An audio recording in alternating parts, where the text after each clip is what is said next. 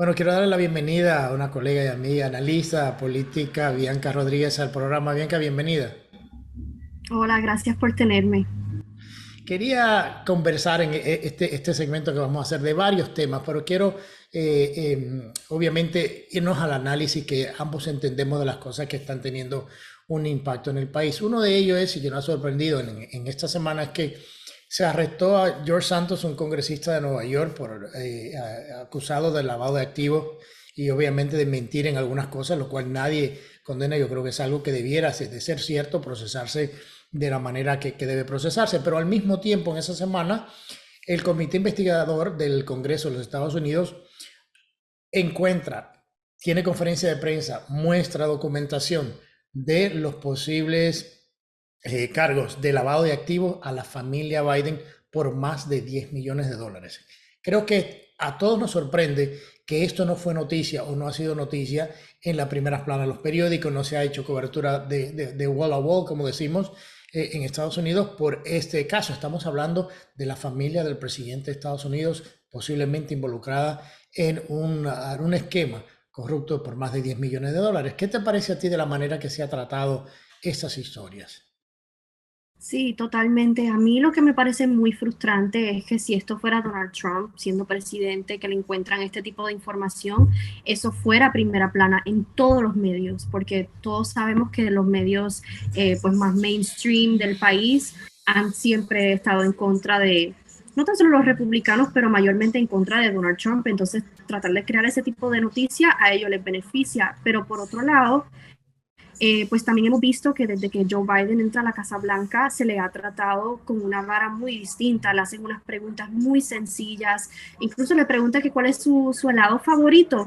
Entonces a mí no me sorprende para nada que teniendo este tipo de medios nacionales que no le estén prestando atención a algo tan grave y tan crítico porque no quieren prestarle más atención a algo sabiendo que Joe Biden ahora mismo está en una posición muy vulnerable en lo que son los temas de la economía, de inmigración, y obviamente ellos quieren que él pueda perdurar en la Casa Blanca para el 2024. Así que ese tipo de noticias no lo van a cubrir, pero sí creo que es muy necesario para la transparencia, para la contabilidad de los políticos en este país y para que el pueblo americano sepa con quién nosotros estamos lidiando, por quién nosotros deberíamos de votar. ¿Tú no crees que es importante también que dentro de ese tema de la diferencia en las investigaciones, que el problema viene un poco más por el tema de la seguridad nacional? ¿Qué tan comprometido podría estar el presidente de los Estados Unidos? Y hemos visto y hemos comenzado esta semana a comparar su tratamiento con países que donaron dinero alegadamente a su familia, como China, Rumania y Ucrania. O sea, creo que existe una preocupación mucho más allá de que no se cubra, sino la preocupación un poco más allá por el tema del compromiso o qué tan comprometido puede estar el presidente de los Estados Unidos. Sí, totalmente. Más allá de lo que es lo político, yo creo que también es muy preocupante que tengamos a un agente que se supone que esté velando por nuestra seguridad en el país, por nuestros intereses, que quizás esté pues comprometido detrás de las cámaras con su familia, estableciendo unos negocios que no son pues éticos, que quizás podrían rayar en lo ilegal, porque estaría básicamente creando algún compromiso, algún negocio con agentes del Partido Comunista Chino, con personas que trabajan con el gobierno de Rumania, que precisamente una persona con la que trabajaba su hijo, Hunter Biden, pues la persona que él buscaba defender mucho y que hacía negociaciones con esta figura fue arrestada por corrupción. También están buscando e investigando a ver si tienen algún tipo de negocios así cuestionables con otros países en el Medio Oriente. Incluso México, dentro de México también están analizando eso. Y yo creo que es muy preocupante porque aquí estamos hablando todos los días de los posibles terroristas que están intentando entrar o cruzar por la frontera sur, que son capturados algunos. Quién sabe cuántas personas más han podido escapar desapercibidos, y eso es muy preocupante porque eso significa que nos estaríamos exponiendo a otro futuro 9/11 o algo quizás peor. Eh, y definitivamente lo que se trata de la seguridad nacional, pues parece ser que a la familia de Biden, porque claro, lo que te van a decir las personas de la izquierda o los medios en general es que no han podido implicar precisamente a Joe Biden, sino a su familia. Pero el hecho que su familia se haya beneficiado de su rol, de su estatus cuando era vicepresidente y después, y ahora incluso todavía se estuvieran beneficiando, eso para mí amerita que investiguen más a profundo por la seguridad de nuestro país, porque es que cualquier cosa puede suceder y no sería nada Ujú. bueno. No, y que yo creo que no te van a poner en un recibo, te estamos pagando 10 millones de dólares para sobornarte. O sea, yo creo que eso no existe. Yo creo que el hecho de que ese dinero haya entrado a la familia no es por algún trabajo que hayan hecho, según han dicho este documento, sino una manera de crear 15 o 14 diferentes compañías para encubrir este dinero para que al final llegase a las arcas o a las cuentas de banco de los hijos y el hermano y las nietas del presidente actual, el vicepresidente en su momento, que es muy preocupante. Tú tocaste un tema y dijiste algo muy importante con el tema de la frontera y su política fronteriza, de la frontera sur, que ha fallado y ha fracasado y ahora estamos en una de las peores crisis en la historia migratoria de los Estados Unidos. En estos días se reportó la entrada o el descubrimiento de un posible terrorista afgano que está en la lista de los no permitidos en Estados Unidos, estaba en la lista de alerta de terroristas, se capturó en la frontera tratando de entrar a Estados Unidos. Y eso lo contrastamos con lo que dice el secretario Mayorkas, lo que dice la Casa Blanca, en la secretaria de prensa, lo que dice el presidente, lo que dice la vicepresidenta, que la frontera es segura y que la frontera no está abierta. ¿Qué tan desconectado puede estar una administración de la realidad que todos estamos palpando y viviendo todos los días, lo que sea, lo que vemos en la frontera?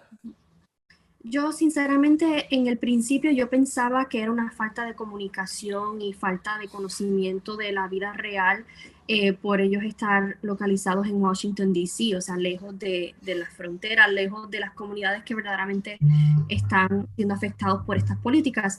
Pero sinceramente, cada día que pasa, yo me estoy inclinando más hacia pensar que quizás todo esto sea por diseño, a propósito, porque lo estamos viendo, o sea, estamos viendo cómo ellos se tratan de beneficiar de, o sea, Ujú. políticamente con las personas que estén cruzando de forma irregular en la frontera sur, de los cuales la gran mayoría no van a calificar para asilo.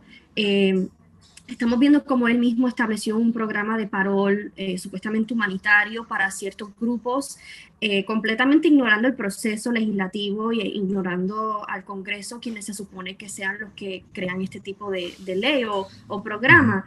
Y de verdad que yo creo que más bien viendo a los demócratas en diferentes ciudades como son más amistosos, más amigables con los migrantes, les ofrecen de todo gratuitamente, teléfono, renta prácticamente porque les pagan el hotel indefinidamente, comida, educación, salud gratuita, todo gratuito, cosa que no vemos que hacen lo mismo con ciudadanos de este país que están Ujú. votando a los veteranos de algunos centros por hacer espacio para este tipo de migrante que acaba de llegar ahorita. Eh, yo lo veo como si ellos estuvieran básicamente dejando claro que ellos quieren eventualmente que el sistema colapse de tal manera que no quede remedio que simplemente otorgarle una amnistía masiva a estas personas para que luego ellos les den las gracias y puedan votar por ellos. O sea, Y eso es lo más... básicamente la estrategia está siendo hacer cambios demográficos en todo el país para llevar a un colapso y que se tenga que llevar a una amnistía y que estos inmigrantes se conviertan en votantes demócratas. Creo que ese es más o menos el análisis de la situación. Sí, lastimosamente creo que eso es esa es mi teoría, claro, pero Ujú. creo que a eso nos inclinamos. Quería preguntarte algo también y volviendo un poco al tema de Hunter, la familia y todo esto, porque la gente a veces lo es, bueno, que es la desinformación, que es el titular, que de nuevo, pero el hecho de que sabemos, que supimos esta semana, ¿qué pasó? Que la CIA, el Centro de Inteligencia de los Estados Unidos, su director que estuvo un tiempo en esa agencia, además del secretario de Estado actual Blinken, se enfocaron en crear, diseñar con la campaña de Biden en ese momento, ante las elecciones del 2020, una carta en la cual estos 50 ex agentes de inteligencia de alto nivel decían que la historia que sacó el New York Post sobre la computadora de Hunter Biden era o tenía los markings o tenía las características de ser una operación de desinformación o de información rusa, lo cual en ese momento ellos sabían también que no era cierto porque el FBI tenía la computadora de Hunter Biden por más o menos un año en ese momento. ¿Qué tan preocupante debería ser para no solamente los estadounidenses, sino para otros países entender que las agencias de inteligencia en Estados Unidos y al nivel de hoy el secretario en ese momento, asesor de la campaña de Biden y el ex director de la CIA, todos involucrados para crear una narrativa completamente falsa para darle un talking points al presidente en su momento, candidato demócrata Biden, en el debate presidencial de Joe Biden y tratar de desacreditar una historia que era completamente cierta en algo que era, como dijo el presidente, expresidente en ese momento, en el debate, era una historia basura cuando fue completamente real. ¿Qué tan preocupante es ese entramado de agencias del gobierno para interferir, en cierta manera, en unas elecciones en Estados Unidos? Si son capaces de hacer y cometer este tipo de cosas, ¿qué más estarían capaces de hacer? Yo creo que esa es la gran pregunta que uno debería de hacerse, especialmente considerando cómo ellos conspiraron con diferentes redes sociales, con Facebook, con Mark Zuckerberg, con Twitter, cuando el aquel entonces dueño era pues otro que no se inclina ahora para nada con Elon Musk en las ideas, en querer establecer un foro público, que se pasaba censurando a todas las personas que hablaran algo al respecto de esa información de la laptop o algo relacionado a las elecciones del 2020 o incluso temas relacionados al COVID-19. Yo creo que lo preocupante aquí o la implicación que esto tendría no tan solo a nivel nacional, sino internacional, sería realmente ellos están capacitados y están desarrollando inteligencia a beneficio del país, a beneficio de nuestra seguridad nacional, o están buscando destabilizar por completo esta estructura política que tenemos a nivel internacional. O sea, están buscando quizás a propósito establecer algún tipo de tensión con otros países con los que quizás no deberíamos de tener necesariamente una tensión tan grande o ¿verdad? Entonces yo creo que son todas esas preguntas que por lo menos yo me hago, porque viendo lo que está sucediendo en Ucrania con Rusia, que me preocupa mucho y me encantaría que se acabara por completo ya esa guerra, porque yo no quiero seguir viendo a la gente matándose de un lado ni del otro, que quizás es que uno también se está involucrando en eso por algún tipo de beneficio político detrás de todo. Y ya lo estamos viendo quizás con el escándalo con el hijo de Joe Biden, de Hunter Biden, y me gustaría ver que salga más información a la luz sobre eso. Pero también la implicación nacional, más allá también, que para mí creo que es lo más importante, es que quizás no tuvimos unas elecciones muy justas luego de todo, que sí, que quizás no hubo el fraude masivo como lo cree quizás Donald Trump, pero sí creo que igualmente hubo una jugada sucia de parte Sí. de estos agentes, de parte de las personas de la izquierda, que buscaron manipular la narrativa, buscaron manipular la libertad de expresión para pintar a Joe Biden como una figura inocente, para nada involucrada en los asuntos de su hijo. A un nivel nunca antes visto. Sí. Y eso es lo preocupante, es que quizás, yo soy de las que piensa que quizás las elecciones hubieran sido muy distintas si esta información fuera revelada en el momento pues, oportuno, que era justo antes de las elecciones.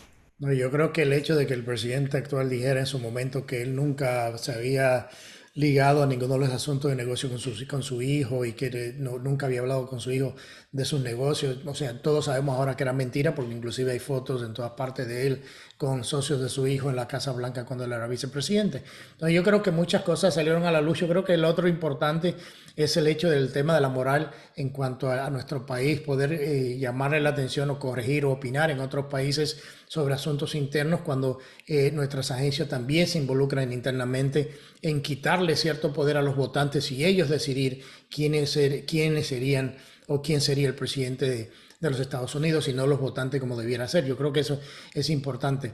Pero antes de dejar de ir, porque sé que se nos está acabando el tiempo, quería preguntarte todo aquello del Town Hall Meeting de CNN que vimos todos, hasta cierta manera, o sea, para mí fue muy doloroso ver pequeño desastre que se le armó con eso, pero es importante de que la gente también lo viera del punto de vista de lo que fue. Se le llamó que era una reunión con ciudadanos, el famoso Town Hall Meetings, pero se convirtió en un debate entre la presentadora y el expresidente, el cual no la hizo quedar bien a ella y a la cadena. Vendría siendo tu resumen de lo que vimos en ese debate? Estoy totalmente de acuerdo contigo. Se supone que fuera una reunión entre los ciudadanos de la ciudad de New Hampshire, republicanos específicamente, que están interesados en votar en las primarias, que incluso habían algunos en la audiencia que no estaban necesariamente de acuerdo con él, pero que igualmente se sintieron interesados en hacerles preguntas relacionadas a la economía, temas migratorios, con el tema de la segunda enmienda. Pero sí es cierto que eso no era tanto eso, sino que era más bien un debate entre él y la que se supone que, bueno, no era ni moderadora porque no había más nadie al lado de él, pero estaba actuando como moderadora y eso es pues lo cómico, pero también no era nada de sorprender porque él sabía a lo que se estaba pues metiendo. Es CNN, al fin y al cabo, nunca han sido fanáticos de Donald Trump y su propósito no era para hacerlo lucir bien tampoco, era más bien quizás para recordarle a la audiencia, lo pongo así entre comillas, de lo malo que él fue, de lo malo que sería si vuelve a ser reelecto. Pero sí me gustó que él con todo y eso le estaba muy consciente y le contestaba muy rápido, le decía, no, no, no, yo fui presidente de este país, yo sé de lo que yo hablo. Como que no se dejó pisotear y eso me gustó mucho. No, yo creo que fue muy interesante porque salieron temas importantes, salió enero 6, salió la guerra en Ucrania, el tema de los documentos y enero 6 que ellos siguen, los medios siguen o sea, metidos o sea, invirtiendo el tiempo en cosas que ya han tenido resoluciones como personas en la cárcel, investigaciones y demás, aunque en algunos momentos han sido justificables, en otros no han sido justificables. Yo creo que para mí el gran fallo y lo que la audiencia también estuvo esperando de que no se vio no se dio ni se vio es que en estos foros es para que el candidato del partido o el otro presente sus propuestas para las próximas elecciones para lidiar con los temas importantes que están abogando a este país, migratorio, económico, política exterior. O sea, ¿cuáles son esas propuestas? O sea, no es refrito ni volver a seguir tropezando, yendo detrás a enero 6 y yendo detrás a que no hubo fraude cuando sí hubo fraude en las elecciones del 2020, porque, o sea, por el hecho de decir, bueno, no, es que no hubo fraude masivo el tema de las elecciones. Claro, sí, no, yo no creo, pero de que hubo fraude, hay gente en prisión porque hubo fraude. Yo invito a la gente que escuche el podcast de mi colega Shara Atkinson, una de las pocas investigadoras, periodistas de investigación que está haciendo un trabajo decente, o sea, que ella paso por paso le muestra al público todos los casos de irregularidades en su gran mayoría que pasaron en las elecciones de 2020. Entonces, no fueron las elecciones más limpias en la historia como se lo quieren vender, fue una de las elecciones con más irregularidades que podamos recordar en la historia. Entonces, yo creo que por ese lado y por el fortalecimiento democrático que necesita este país, era importante de que se le hicieran esa pregunta y no se hicieron.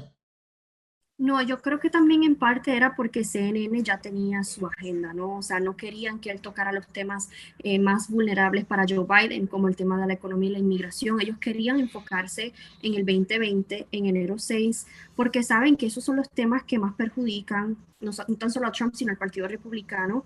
Y lo hacen con todo ese propósito, porque no quieren que las personas sigan recordando lo que sucedió para que no se enfoquen en el presente, en el futuro, en las consecuencias de esta administración actual. El que está en la Casa Blanca no es Trump, es Joe Biden. Y creo que, bueno, yo creo que esta es una buena oportunidad para Donald Trump reconocer que quizás es más importante que él también se enfoque en otros medios, que Uh -huh. trate de seguir hablando con otros medios, de tener este tipo de foro público para que él eventualmente pues, se le siga otorgando este espacio para que pueda hablar de los temas que más le convienen. Sí. Bueno, bien, sí, no, yo creo que él también debiera aprovechar estas oportunidades para hablar más de sus propuestas al 2024, el futuro. Creo que eso le convendría a él muchísimo, y es dándole una advice de gratis ahí al expresidente. Pero Bianca, muchísimas gracias por tu tiempo y gracias por estar en el programa. Gracias a ti por tenerme, nos vemos pronto.